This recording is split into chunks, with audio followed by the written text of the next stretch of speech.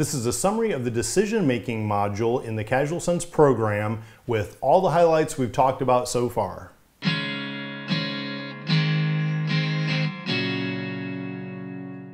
As we begin the summary on decision-making concepts, let's start with the main purpose. The main purpose we all have is to be the best people we can be, living our best lives possible. But we can't do everything we want because we have this thing called resource constraints. So solid decision-making is a way that we can make these decisions, make best use of the resources we have to be as happy as possible. By making the effort to consider and execute these decisions, we're taking control of our lives. We're making these choices at every fork in the road and doing something on the betterment of our behalf, as opposed to just randomly letting life happen to us at coin toss odds of success. We have three primary resources: money, time, and health. Money is the main one because we all use it as a standard of assigning value to the goods and services that we buy every day. Money is something we generally start with zero in life, and over time we make more and we spend more. So money comes and goes over the years. Ideally, we always want to be ahead of it. We want to be making money a little bit faster than what we're spending it. We discussed how time can be considered a couple different ways. One is in the short-term scale. In other words, incrementally throughout the day, you may gain a little bit more time that day by being more efficient with your tasks, but time also exists on a large scale, and you can't negotiate a calendar or a clock. Everyone thinks about money. Not as many people consider the time factor as they really should, and unfortunately, very few people even think about health until health forces them to think about it. You can sacrifice a little bit of health along the way for maybe a gain in incremental time or a little bit of money here and there, but ultimately, if you lose your health, it's a whole lot harder to buy back. We covered three different types of decisions. The simplest binary yes/no is the one where we use the example of should I retire early. It's creating one scenario and answering just a yes or no question. The second type is a comparison.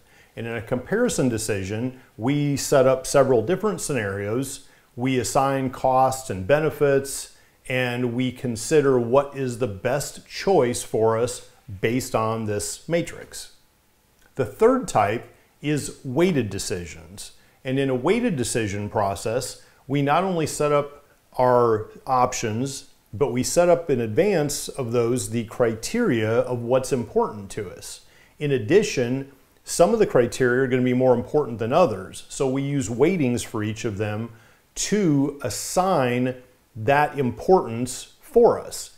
That way, when we fill out our matrix with these weighted scores, we get one clear answer that is the best choice based on the inputs we put into the tool. Throughout this module, we discussed a whole list of different factors and considerations that can also go into the decision-making process. One of the first ones is option filtering because it occurs early in the process. We're not going to evaluate every single possibility in a weighted decision matrix or it'd take us forever. What we want to do is start with this big list, but start disqualifying as many as we can so that we end up with a shorter list as we go through the process. So we kind of create this funnel, and at the end of it, ideally, you're only doing a full evaluation for a short list of options that eventually yields your best choice of all of them. We talked about single resource versus multi-resource. It's very easy to weigh dollars against dollars, but when we start adding time, we talked about how to assign a value for our time and even how to consider health in this process. Many of our decisions in life are very complicated to make, and it's not because it's simple hours and minutes or dollars and cents. It's because of the emotional component. And these emotional considerations are a huge impact to most of the decisions that we make. We talked about how to consider emotional components either at the beginning as a constraint and then let the objective process take over from there, or to wait till the end and have a cost for that emotional benefit. We also talked about how to use the emotional components as a criteria in a weighted decision matrix. Timing is another thing to consider.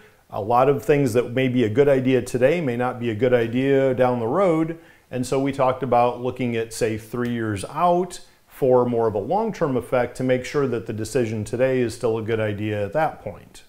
We also talked about even longer-term items like retirement and home buying. Risk and probability are a couple considerations we discussed, and how you can take those numbers and actually use them in the calculation of your decision matrix. There's also the concept of severity of a risk.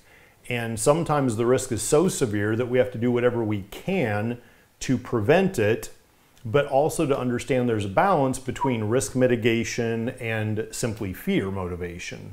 Short of having a crystal ball, it's very difficult to see into the future.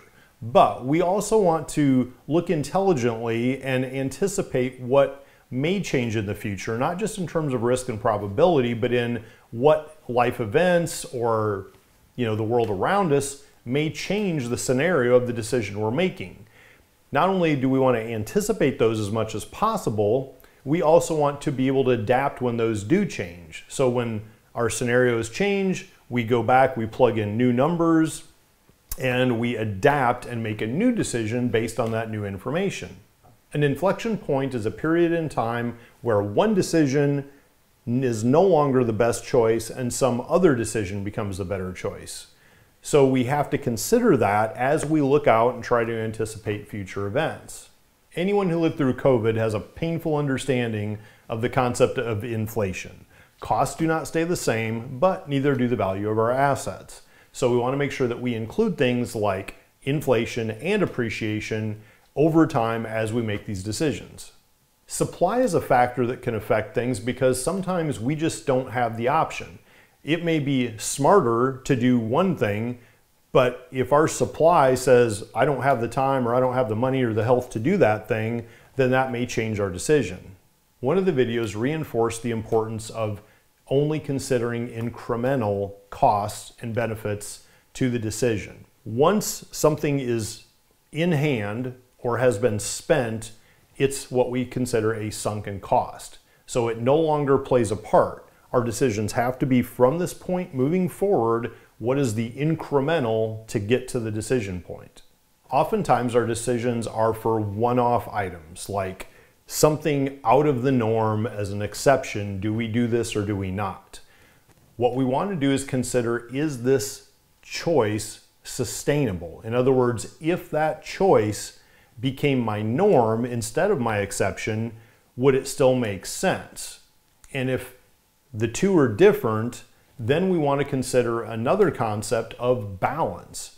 And we want to understand that balance is a way to allow us to be as happy as we can without impacting our ability to be happy in other areas of our life.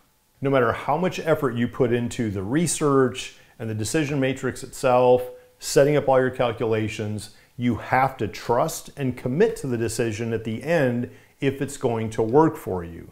If all you do is hesitate and overthink it and doubt it, or worse yet, go back up to the top and start changing options, then you're defeating the entire purpose of the decision-making process.